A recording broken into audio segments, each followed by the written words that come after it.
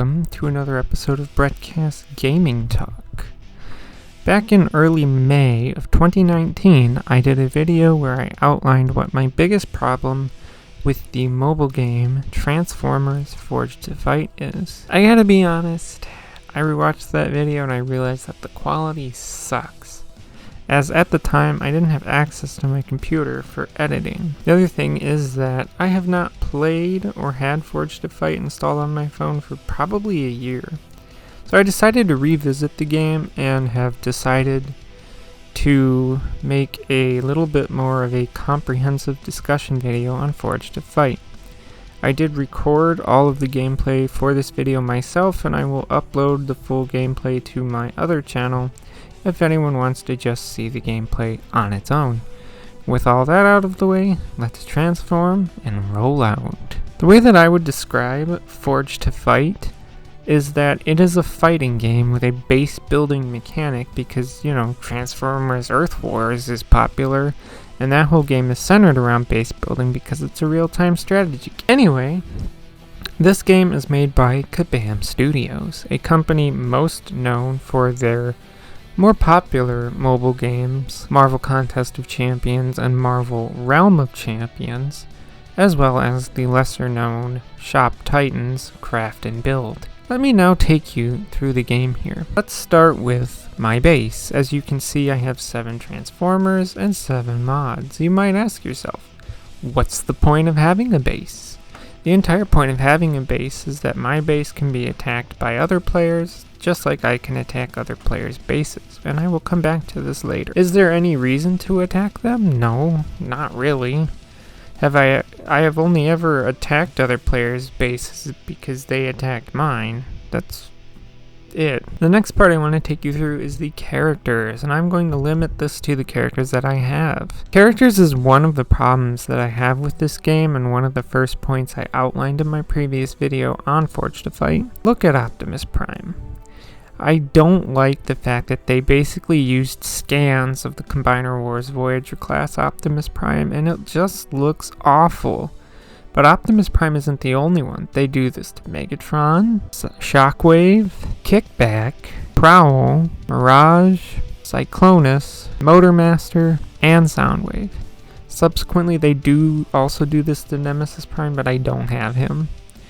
Only some of the characters like Sideswipe, Ratchet, and Rhinox are not based on Combiner War toy scans. In fact, Ratchet and Rhinox I think are based on their Thrilling 30 designs.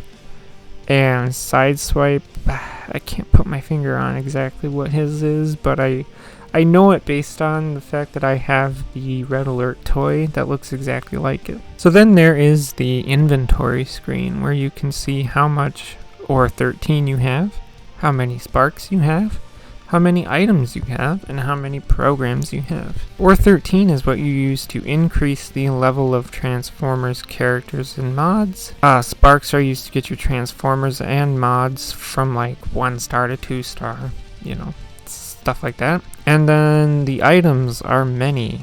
There's XP items, various revives, and so on. Programs are used to awaken and upgrade powerful Transformers characters' signature abilities, as the game says. Then we come to the crystal screen. I really don't have anything to say about this, so I'm just gonna let you see it.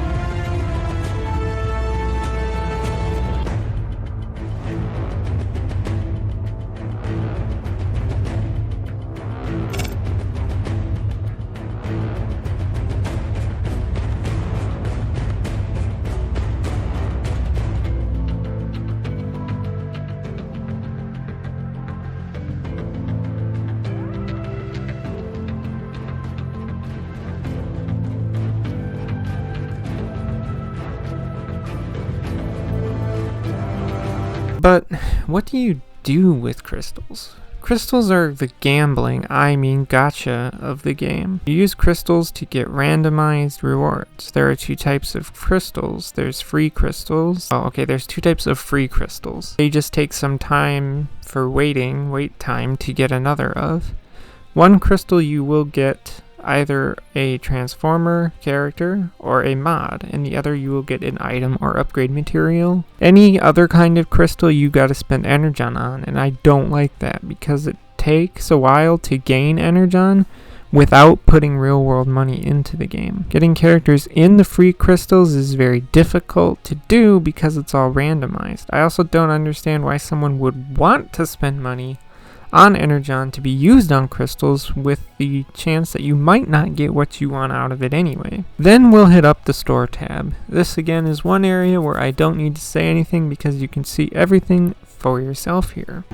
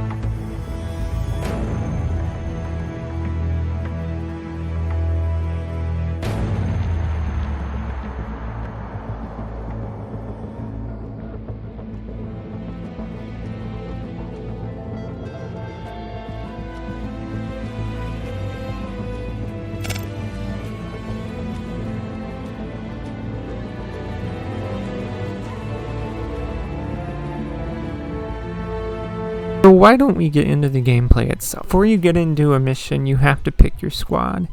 At this time, I only have 4 Transformers in my squad, but once I hit Commander level 30, I will get the 5th slot. Now, one thing that is new, that was definitely not there when I was more actively playing, about a year ago, is that in the squad select menu, you can now choose to watch an advertisement to get a power bonus, and you can do this every 15 minutes.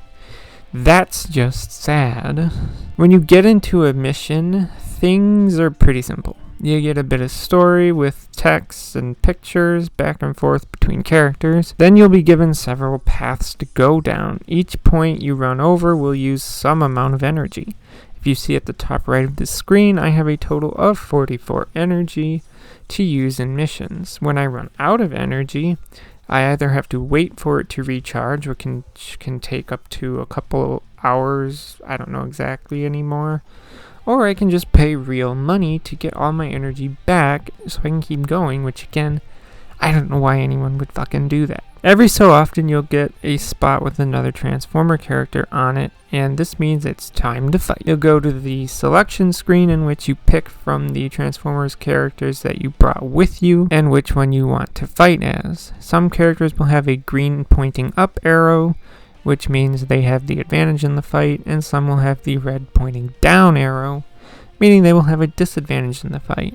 Basically, pick a bot that has the advantage in the fight. Now we're in the fight. Fighting is super easy. Tap the screen for a basic attack, swipe the screen from left to right to do a heavy attack, tap and hold the screen on the right half of the screen to block and tap and hold the left side of the screen to do a vehicle attack which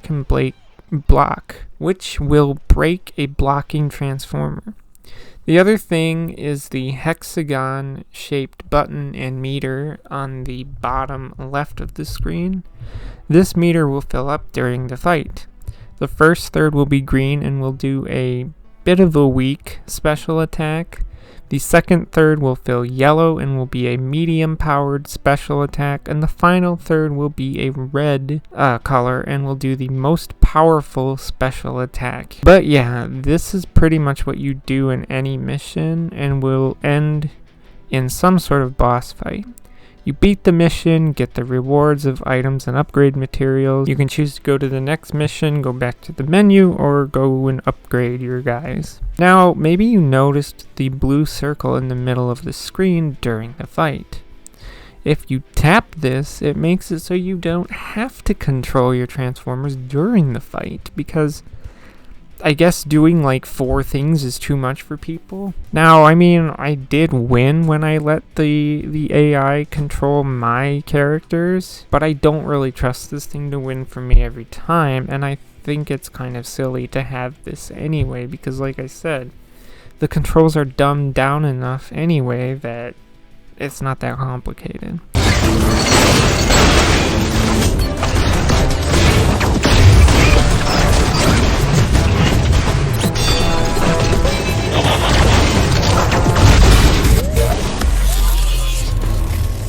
So what do you do if you don't want to do missions, or if you don't have the energy in the game, the in-game energy, to do missions? Well, there's 2 things you can do. First is the arenas mode. How this works is you first pick what difficulty of arena you want to go into. From there you can pick from 3 transformers, only 3 transformers to take. Now in the gameplay I'm showing, this is after I already did 1 arena, and the thing with the arenas mode is that after you do 1 arena, you can't use those same 3 characters that you already used from that previous arena. So if I pick Optimus, RC, and Megatron in my first arena, in my second arena, it will not let me pick Optimus, RC, and Megatron because those characters are going to be on a cooldown. So I have to use a different 3 characters. But anyway, once you pick your 3 and accept that, yeah, you have to spend your in-game gold to fight in the arenas, which is stupid, but oh well. From there, it'll give you 3 options of players to fight.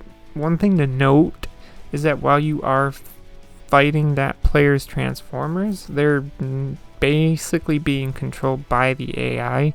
You're not actually fighting against characters being controlled by another player. So after you pick that, you can pick which of your transformers are going to fight against the other person's transformers.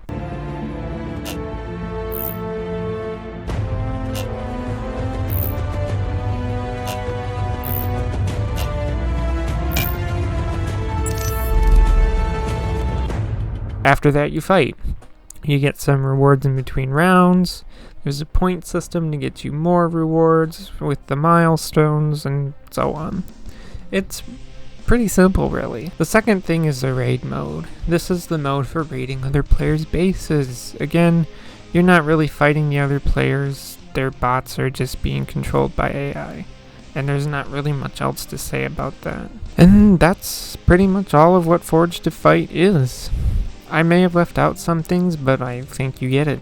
I don't like a lot of the character designs that they use for the quote-unquote Generations characters. I think they need to be using more G1 styled characters and not toy styled characters. I don't like how predatory the game is with the microtransaction, and of course the real issue, well, the second biggest issue is that the fighting is so simple and dumbed down that it is just so boring. And it's so much so that once I gathered the footage I needed for this video, I uninstalled the game from my phone. Again, that's all I have to say, so if you want to add to the conversation, leave a comment below. As always, thanks for listening, and goodbye.